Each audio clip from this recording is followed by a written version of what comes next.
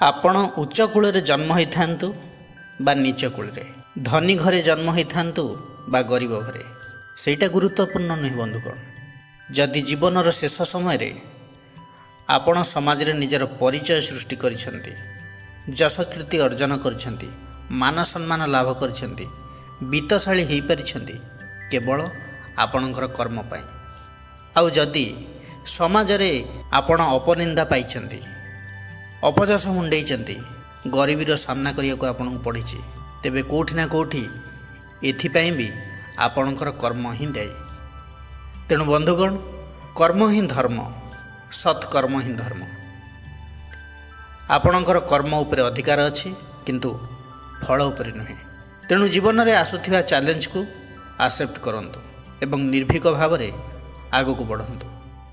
नमस्कार बंधुगण, मु सागर, कलाकार सागर संगम यूट्यूब चैनल को आपण मानक स्वागत जनाऊँ।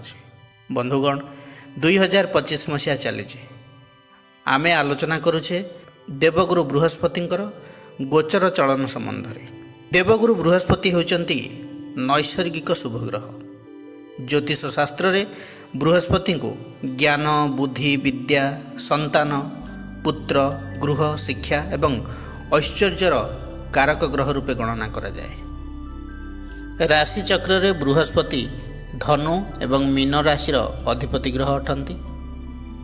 आसंता मे मास 14 तारिख दिन मिथुन राशि को बृहस्पति गोचर चलन करिवे। दीर्घ 12 वर्ष परे बृहस्पति मिथुन राशि अवस्थान करिवे।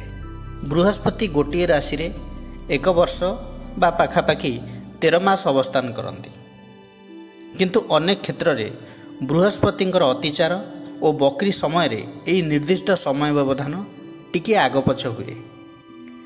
बृहस्पति मे 14 तारिख 2025 मसीहा ठारू 2026 जून मास 6 तारिख पर्यंत मिथुन राशि अवस्थान करिवे। एही समय मध्य रे बृहस्पतिंकर अतिचार गति कर्कट राशि को रही एवं मिथुन राशि को मध्य वक्र चलन रही। अक्टोबर 18 रे कर्कट राशि को बृहस्पति चलिए अतिचार गति रे एवं पुणी डिसेम्बर 5 तारिख रे मिथुन राशि को वक्र चलन करिवे। पूर्व वीडियो रे आमे आलोचना करिथिले बृहस्पतिंकर प्रभाव प्रथम 4टी राशि उपरे किपरि रहिबो। आज आउ 4टी राशि विषय आलोचना करिबा, सिंह, कन्या, तुला एवं बिछा। बृहस्पतिंकर प्रभाव यही 4टी राशि उपरे कौन रही से विषय संक्षेप आलोचना करिबा। प्रथमे आलोचना करिबा सिंह राशि व्यक्तिविशेष मानक विषय। सिंह राशि कालपुरुषर पंचम राशि, राश्याधिपति हेले रवि। बृहस्पति आपणकर राशि को हेले पंचमाधिपति एवं अष्टमाधिपति। एही गोचर चलन रे बृहस्पति आपणकर राशि रु एकादश भाव रे अवस्थान करिवे। ए वर्ष आपण पई बहुत भल समय रहिबो। अर्थ संबंधी समस्या दूर हेबो एवं धन लाभर जोग सृष्टि हेबो। विभिन्न सूत्ररु लाभ प्राप्ति हेबो। जदि व्यवसाय करूचंती तेबे व्यवसाय रे इम्प्रूवमेंट रहिबो, इनकम बढ़िबो। किछि होउ कि न हो, पूर्वरु जे टणा ओटरा चलीथिला टंका पैसा को नहीं, से समस्या निश्चित भाव रे दूर हेबो। बकेया अर्थ प्राप्ति हेबो। एकादश भाव रे बृहस्पति रही दृष्टि देवे पंचम भाव को, तृतीय भाव को एवं सप्तम भाव को, जहाँ फल विवाहर जोग फिटिबो। जो माने लव रिलेशन थिले से माने मैरेज करि पारंती, बा पूर्वरु जदि किसी समस्या थिला लव रिलेशन को नहीं, मिसअंडरस्टैंडिंग थिला किंबा घरे मैरेज पई परमिशन देउ नथिले, तेबे से प्रॉब्लम मध्य सॉल्व हो जिवो। वैवाहिक जीवन में सुख शांति मिलिबो। स्वामी स्त्री को मध्य भल बॉन्डिंग रहिबो। पर्सनल लाइफ, प्रोफेशनल लाइफ रे पॉजिटिव चेंजेस आसीबो। संतान मानकर डेवलपमेंट हेबो। जो माने संतान आशायी अछंती सेमानकर संतान लाभर जोग आसीबो। विद्यार्थी माने पाठ पढ़ारे भल करिवे, एग्जाम रे भल परसेंटेज आनिबे। भू संपत्तिर प्राप्ति जोग रही किंबा एमिति भी हो पारे हठात कम मूल्य रे आपन को दामी जिनिस मिल जाई पारे। हुए तो मेसीन ही थाई पारे, 4 व्हीलर ही थाई पारे, बाइक ही थाई पारे, किंबा कौन सी लग्जरी आइटम ही थाई पारे, किंबा आपण भाभी नथिबे जो जिनिस धरि नियंतु आपणकर प्लॉट किनिया पे इच्छा थिला, आपण पाखरे फाइनेंस नथिला किंतु मनर इच्छा थिला, कम मूल्य रे आपन को ପ୍ଲଟ୍ ବି ମିଳିଯାଇପାରେ କିମ୍ବା ଅଧା ଦାମରେ କୌଣସି ଫ୍ଲାଟ୍ ମଧ୍ୟ ମିଳିଯାଇପାରେ, ଆପଣ କେବେ ଯେଉଁଟା ଭାବି ବି ନଥିବେ। ବୃହସ୍ପତିଙ୍କର ଦୃଷ୍ଟି ତୃତୀୟ ଭାବକୁ ବି ରହୁଛି। ଭାଇ ଭଉଣୀଙ୍କ ସହିତ ଆପଣଙ୍କର ସମ୍ପର୍କ ଭଲ ରହିବ, ଆପଣଙ୍କର ଏନର୍ଜି ଲେଭେଲ୍ ଭଲ ରହିବ, ପରିଶ୍ରମୀ ହେବେ। ଆପଣ ଯଦି ଟାର୍ଗେଟ୍ ବେସ୍ ଜବ୍ କରୁଛନ୍ତି, ମାର୍କେଟିଂ ଲାଇନ୍ରେ କାମ କରୁଛନ୍ତି, ତେବେ ଏହି ସମୟରେ ସର୍ଟ ଟ୍ରାଭେଲ୍ ଆପଣଙ୍କୁ ଲାଭ ଦେଇପାରେ।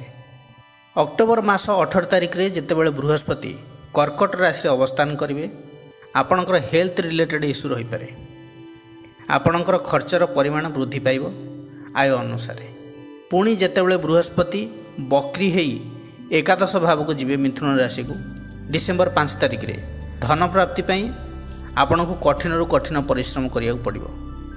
ମନର ଇଚ୍ଛା ପୂରଣ ପାଇଁ ବିଳମ୍ବ ହୋଇପାରେ। ପ୍ରତିକାର କ'ଣ କରିବେ ସିଂହ ରାଶି ବ୍ୟକ୍ତିବିଶେଷମାନେ? ବୃହସ୍ପତିଙ୍କର ଗାୟତ୍ରୀ ମନ୍ତ୍ର ଜପ କରନ୍ତୁ, ରବିଙ୍କର ବୀଜ ମନ୍ତ୍ର ଜପ କରନ୍ତୁ, ବୃହସ୍ପତିଙ୍କର ଇଷ୍ଟଦେବୀ ଉଗ୍ରତାରାଙ୍କର ଗାୟତ୍ରୀ ମନ୍ତ୍ର ଜପ କରନ୍ତୁ, ମସ୍ତକରେ ପ୍ରତ୍ୟେକ ଦିନ କେଶରର ତିଳକ ଲଗାନ୍ତୁ, ଆପଣଙ୍କ ପାଇଁ ଶୁଭ ଫଳ ଦେବ। ଏବେ ଆଲୋଚନା କରିବା କନ୍ୟା ରାଶି ବ୍ୟକ୍ତିବିଶେଷମାନଙ୍କ ବିଷୟରେ। କନ୍ୟା ରାଶି କାଳପୁରୁଷର ଷଷ୍ଠ ରାଶି, ରାଶ୍ୟାଧିପତି ହେଲେ ବୁଧ। ବୃହସ୍ପତି ହେଉଛନ୍ତି କନ୍ୟା ରାଶି ପାଇଁ ଚତୁର୍ଥ ଏବଂ ସପ୍ତମ କେନ୍ଦ୍ରର ଅଧିପତି। ବୃହସ୍ପତି ମେ 14 ତାରିଖ ଠାରୁ ଆପଣଙ୍କର ରାଶିରୁ ଦଶମ ସ୍ଥାନରେ ଅବସ୍ଥାନ କରିବେ ମିଥୁନ ରାଶିରେ। ଆପଣଙ୍କୁ ଏହି ସମୟରେ କର୍ମକ୍ଷେତ୍ରରେ କିଛି ନା କିଛି ସମସ୍ୟାର ସମ୍ମୁଖୀନ ହେବାକୁ ପଡ଼ିପାରେ। ଆପଣଙ୍କର ଓଭର କନଫିଡେନ୍ସ କାରଣରୁ ହେଉଥିବା କାମ ମଧ୍ୟ ଅଟକି ଯିବାର ଯୋଗ ରହିଛି। ତେଣୁ କୌଣସି କାର୍ଯ୍ୟ କରିବା ପୂର୍ବରୁ ଭଲ ଭାବରେ ଚିନ୍ତା କରନ୍ତୁ, ତରବରିଆ ଭାବରେ ଡିସିସନ୍ ନିଅନ୍ତୁ ନାହିଁ। ଯେଉଁ କାମ ଉପରେ ଆପଣଙ୍କର ଅଭିଜ୍ଞତା ନାହିଁ ବା ଜାଣିନାହାନ୍ତି, ପ୍ରଥମେ ଶିଖନ୍ତୁ, ଜାଣନ୍ତୁ, ଏକ୍ସପିରିଏନ୍ସ ଗେନ୍ କରନ୍ତୁ, ତାପରେ ଆଗକୁ ବଢ଼ନ୍ତୁ।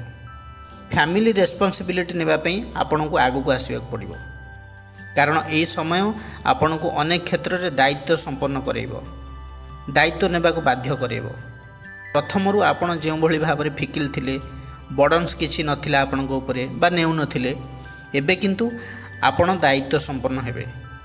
ଆପଣଙ୍କ ଉପରେ ଅନ୍ୟମାନେ ନିର୍ଭରଶୀଳ ରହିବେ। ଆପଣ ନିଜେ ଅନେକ ଦାୟିତ୍ୱ ନିଜ ମୁଣ୍ଡକୁ ନେବେ। ବୃହସ୍ପତି ଦଶମ ଭାବରେ ରହିବା ଦ୍ୱାରା ବୃହସ୍ପତିଙ୍କର ଦୃଷ୍ଟି ଦ୍ୱିତୀୟ, ଚତୁର୍ଥ ଏବଂ ଷଷ୍ଠ ଭାବକୁ ରହିବ। ଧନ ସଞ୍ଚୟ କରିବା ପାଇଁ ଆପଣ ପ୍ରୟାସ କରିବେ, କାରଣ ଅର୍ଥ ଯାହା ବି କିଛି ଆସୁଥିଲା ଆବଶ୍ୟକତା ମେଣ୍ଟି ଯାଉଥିଲା, କିନ୍ତୁ କିଛି ସେଭିଙ୍ଗସ୍ ରହୁନଥିଲା। ତେଣୁ ଭବିଷ୍ୟତ ପାଇଁ ସୁବିଧା ଅସୁବିଧା ପାଇଁ ଆପଣ ସେଭିଂ କରିବା ପାଇଁ ଚିନ୍ତା କରିବେ। ପ୍ରଥମରୁ ଆପଣ ହିସାବ ଏତେ କରୁନଥିଲେ, କିନ୍ତୁ ଏବେ ମିତବୟୀ ହେବା ସହିତ 1 ଟଙ୍କା ହେଲେ ବି ତା'ର ହିସାବ ରଖିବେ। ବନ୍ଧୁ ଏବଂ ପରିବାର ବର୍ଗଙ୍କ ସହିତ ସମ୍ବନ୍ଧ ଭଲ ରହିବ। ଫ୍ୟାମିଲିର ଖୁସି ପାଇଁ ଆପଣଙ୍କ ଦ୍ୱାରା ଯାହା ସମ୍ଭବ ଆପଣ କରିବା ପାଇଁ ଚେଷ୍ଟା କରିବେ। ଘରକୁ ଅତ୍ୟାବଶ୍ୟକ ଜିନିଷ ମଧ୍ୟ ପରଚେଜ୍ କରି ଆଣିପାରନ୍ତି। ମାତା ପିତାଙ୍କର ସ୍ୱାସ୍ଥ୍ୟରେ ସୁଧାର ଆସିବ। ପରିବାର ଲୋକଙ୍କର ଆପଣଙ୍କ ପ୍ରତି ସ୍ନେହ ପ୍ରେମ ଭଲ ପାଇବା ରହିବ। ଶତ୍ରୁମାନେ ପରାଜିତ ହେବେ। ବିରୋଧୀମାନଙ୍କ ପକ୍ଷରୁ ଆପଣଙ୍କୁ କୌଣସି କ୍ଷତି ହେବାର ନାହିଁ। ଯେଉଁମାନେ ପଛରେ ମୁଣ୍ଡ ଟେକୁଛନ୍ତି ସେମାନେ କିଛି କରିପାରିବେନି। ଅଯଥା ଆପଣ ତାଙ୍କ ସହିତ ଲାଗି ନିଜର ମୂଲ୍ୟବାନ ସମୟକୁ ବର୍ବାଦ କରନ୍ତୁ ନାହିଁ। ଋଣ ଭାରରୁ ମୁକ୍ତି ହେବେ। ଯଦି କିଛି ହେଲ୍ଥ ଇସ୍ୟୁ ଥିଲା ସେସବୁ ଦୂର ହେବ। ନୂତନ ଗୃହ ନିର୍ମାଣ ପାଇଁ ସୁଯୋଗ ଆସିପାରେ କିମ୍ବା ପୁରୁଣା ଘରକୁ ରିମଡେଲିଂ କରିପାରନ୍ତି। ଅକ୍ଟୋବର 18ରେ ଯେତେବେଳେ ବୃହସ୍ପତିଙ୍କର ଅତିଚାର ଗତି କର୍କଟ ରାଶିକୁ ହେବ, ବୃହସ୍ପତି ଉଚ୍ଚସ୍ଥ ରହିବେ ଏକାଦଶ ଭାବରେ। ଫଳରେ ଇନକମ୍ରେ ଗ୍ରୋଥ୍ ହେବ। ବୈବାହିକ ଜୀବନରେ ଏବଂ ଲଭ୍ ରିଲେସନରେ ଶୁଭ ଫଳ ମିଳିବ। ନବବିବାହିତମାନଙ୍କ ପାଇଁ ଶୁଭ ସମୟ ରହିବ। ଯେଉଁମାନେ ସିଙ୍ଗିଲ୍ ଅଛନ୍ତି ସେମାନେ ଲଭ୍ ରିଲେସନରେ ବାନ୍ଧି ହୋଇପାରନ୍ତି। ସନ୍ତାନମାନଙ୍କ କ୍ଷେତ୍ରରେ ଶୁଭ ଫଳ ମିଳିବ। ଯେଉଁମାନେ ସନ୍ତାନ ଆଶାୟୀ ଅଛନ୍ତି ସେମାନଙ୍କର ସନ୍ତାନ ଲାଭର ଯୋଗ ରହୁଛି। ବୃହସ୍ପତି ଡିସେମ୍ବର 5ରେ ପୁନଶ୍ଚ ବକ୍ରି ହୋଇ ଦଶମ ଭାବରେ ମିଥୁନ ରାଶିକୁ ଆସିବେ। ଏହି ସମୟରେ ଆପଣଙ୍କୁ ନିଜର କର୍ମକ୍ଷେତ୍ରରେ ସାବଧାନ ହୋଇ କାମ କରିବାକୁ ପଡ଼ିବ। କର୍ମକ୍ଷେତ୍ରରେ ଆପଣଙ୍କୁ ନେଇ ପଲିଟିକ୍ସ ଚାଲିପାରେ। ଆପଣଙ୍କୁ ଧୈର୍ଯ୍ୟର ସହିତ ପରିସ୍ଥିତିର ସାମ୍ନା କରିବାକୁ ପଡ଼ିବ। ଏମିତି ବି ହୋଇପାରେ ଆପଣଙ୍କର ଅନିଚ୍ଛା ସତ୍ତ୍ୱେ ଆପଣଙ୍କୁ ଦୂର ସ୍ଥାନକୁ ଟ୍ରାନ୍ସଫର କରିଦିଆଯାଇପାରେ। କର୍ମକ୍ଷେତ୍ରରେ ଆପଣଙ୍କର ସହକର୍ମୀମାନେ ଆପଣଙ୍କର ବିରୋଧରେ ଯାଇପାରନ୍ତି। ପ୍ରତିକାର କ'ଣ କରିବେ? ବୁଧଙ୍କର ବୀଜମନ୍ତ୍ର ଜପ କରନ୍ତୁ। बृहस्पतिंकर बीज मंत्र जप करंतु। कौनसी गुरुवार दिन देवी मंदिर रे दीप जालिबा पई देसी घीर दान करंतु, आपण पई भल रहइबो। एबे आलोचना करिबा तुला राशि व्यक्ति विशेष मानक विषय रे। तुला राशि कालपुरुषर सप्तम राशि, राशियाधिपति हेले शुक्र। मे 14 तारिख दिन मिथुन राशि को बृहस्पतिंकर चलन हेउछि। तुला राशि पई बृहस्पति नवम भाव रे अवस्थान करिवे। बृहस्पति तुला राशि पई तृतीय एवं षष्ठ भावर अधिपति अटंती। धार्मिक कर्म रे मन बळाइबे। स्पिरिचुअल ट्रैवल हेबार जोग रहउछि। अनेक संघर्ष परे, अनेक चेष्टा परे, घात प्रतिघात परे आपण को सफलता मिलिबो। कर्म क्षेत्र रे जेते कठिन परिश्रम करिवे सेते आगु को बढ़िबे। भाई भौणी परिवार वर्गंकर सहयोग आपण सहित रहिबो। जो माने मार्केटिंग फील्ड रे काम करूचंती, टार्गेट बेस जॉब करूचंती, सेमानक पई शुभ फल मिलिबो। अनेक दिनर परिश्रमर मूल्य आपण को मिलिबो। जदि व्यवसाय करूचंती तेबे लोन अधिक नियंतु नाही। प्रथमे छोट छोट टार्गेट सेट करंतु, परे बड़ काम रे एक्सपीरियंस गेन करी आगु बढ़ंतु। बृहस्पति नवम भाव रे रहिबा द्वारा लग्न भाव, तृतीय भाव एवं पंचम भाव को दृष्टि रहिबो। तेणु शिक्षा एवं उच्च शिक्षा क्षेत्र में विद्यार्थी मानक शुभ फल मिल पारे। विद्यार्थी माने पाठ पढ़ारे कॉन्सेंट्रेट करिवे। आगुरु जेमती एब्सेंट माइंड रहउतिले, पाठ पढ़ारे मन तांकर लागु नथिला, एबे किंतु पाठ को नहीं बहुत सिंसियर रहिबे एवं फ्यूचर प्लानिंग करि पारंती।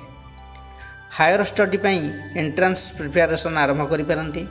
जॉब पई कॉम्पिटिटिव एग्जाम मध्य प्रिपरेशन आरंभ करि पारंती। यही समय आपणकर पर्सनालिटी डेवलपमेंट हम। अनेक बड़ बड़ लोकों संस्पर्श रे आपण आसिबे। जो माने ऑनलाइन सोशल मीडिया प्लेटफॉर्म रे काम करुछंती, डिजिटल मार्केटिंग रे काम करुछंती, part time job, full time job करुछंती, समानक पई बहुत भल रहइबो। एही समय मध्य रे आपणकर हार्डवर्क अधिक रहिबो। कर्म क्षेत्र रे आपणकर सहकर्मी माने आपणको सहयोग करिवे। अक्टोबर 18 जेतेबेले बृहस्पतिंकर अतिचार गति कर्कट राशि को हेबो, आपणकर दशम भाव रे बृहस्पति अवस्थान करिवे। आपणकर प्रोफेशन फील्ड रे किछि समस्या सृष्टि हे पारे। कौनसी काम पेंडिंग रही पारे, किंबा कोठी ना कोठी वर्किंग फील्ड रे आपणकर डिसैटिस्फिकेशन रही पारे। काम को नहीं हेउ, स्टाफ मानक पई हेउ, किंबा सैलरी को नहीं हेउ, प्रमोशन को नहीं हेउ, किंबा ट्रांसफर को नहीं हेउ, किछि ना किछि प्रॉब्लम आपणकर रहिबो। एही समय मध्य रे आपण ओभर कॉन्फिडेंस हे कौनसी काम को एक्सेप्ट करंतु नाही, किंबा आगो को बढ़ंतु नाही। डिसेंबर 5 रे बृहस्पतिंकर वक्र चलन पुणी मिथुन राशि को हेबो।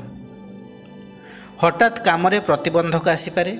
पितांकर स्वास्थ्य अवस्थार अवनति देखा दे पारे। सेथिपई आपणकर मानसिक दुश्चिंता मध्य बढ़ी पारे। प्रतिकार कौन करिवे?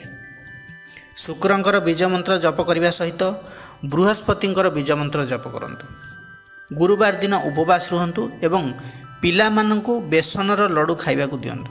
माँ तारिणीकर पूजा करंतु।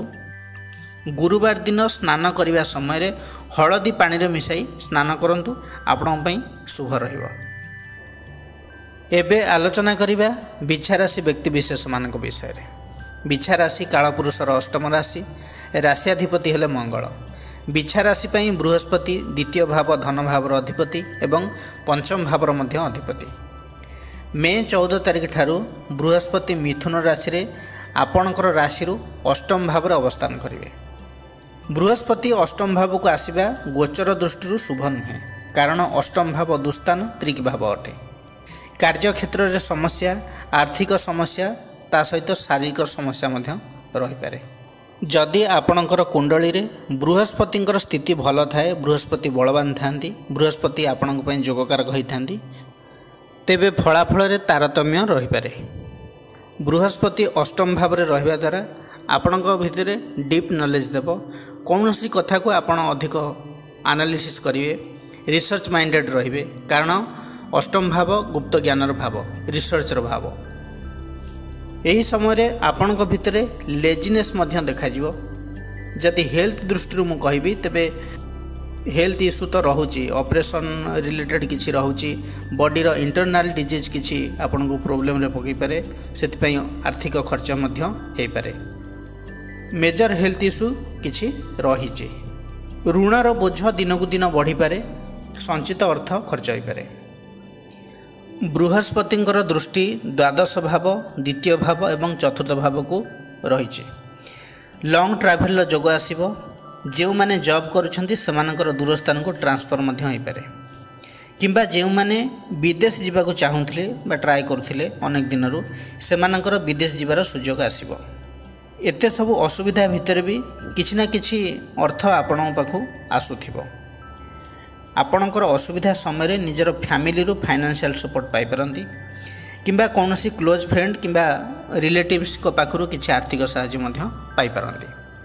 एमती भी हो पारे व्यवसाय पई हो किंबा कौनसी पर्सनल काम पई हो फाइनेंशियल हेल्प आपन को मिल पारे। आपणकर प्रोफेशनल लाइफ एवं पर्सनल लाइफ रे फैमिली किंबा रिलेटिव्स कर हस्तक्षेप रही पारे। इच्छा नथिले भी आपण को तांकर कथा को परिस्थिति अनुसार ग्रहण करिया को पड़ी पारे। आपण प्रस्तुत नथिले भी आपण को प्लॉट किनिबार सुजोग आसी पारे कहीं बृहस्पतिंकर दृष्टि चतुर्थ भाव को रोचे। गृहरे हेउ किंबा बंधुबांधव गृहरे हो शुभकर्म आपण खर्चांत हो पारती। अक्टोबर 18 बृहस्पति जेतेबेले अतिचार गति कर्कट राशि करेंगे बृहस्पति आपणकर नवम भाव अवस्थान करेंगे। सबु कार्य सफलता मिलिबो भाग्य आपणकर साथ देव। जो माने जॉब करिसेंती से माने प्रमोशन पाई पारंती सैलरी इंक्रीमेंट तांकर हेई पारे। जो माने बिजनेस करुछंती तांकर बिजनेस रे ग्रोथ रही फाइनेंशियल इंप्रूवमेंट मध्य रही। बृहस्पति जेतेबेले बकरी होई डिसेंबर 5 रे पुणी मिथुन राशि को जिबे धन एवं स्वास्थ्य उपर अधिक प्रभाव पड़िबो। फाइनेंशियल लॉस सहित हेल्थ रिलेटेड इश्यू रहिबो सेति सतर्क रहिबे। ओवरऑल जदि कहबी तेबे एई बृहस्पति चलन आपन को 50-50 रिजल्ट दबो। प्रतिकार कौन करेंगे बृहस्पतिंकर बीज मंत्र जप करंतु मंगलंकर बीज मंत्र जप करंतु विष्णु सहस्र नाम पाठ करंतु दुर्गा सप्तश्लोकी पाठ करंतु। प्रत्येक गुरुवार दिन संध्या समय रे माँ तारिणींकर उद्देश्य रे गोटे घीयर दीप गृह जालतु। गुरुवार दिन कदली पत्र रे हविषान्न भोजन करंतु बृहस्पतिंकर आशीर्वाद लाभ करेंगे। बंधुगण यही वीडियो माध्यम रे आपण सिंह कन्या तुला एवं बिछा राशि उपरे बृहस्पतिंकर चलनर प्रभाव कौन रहिबो संक्षेप रे जानिले। पुणी आसीबी शेष 4टी राशिर फलाफल को नहीं से पर्यंत रहुछि। नमस्कार।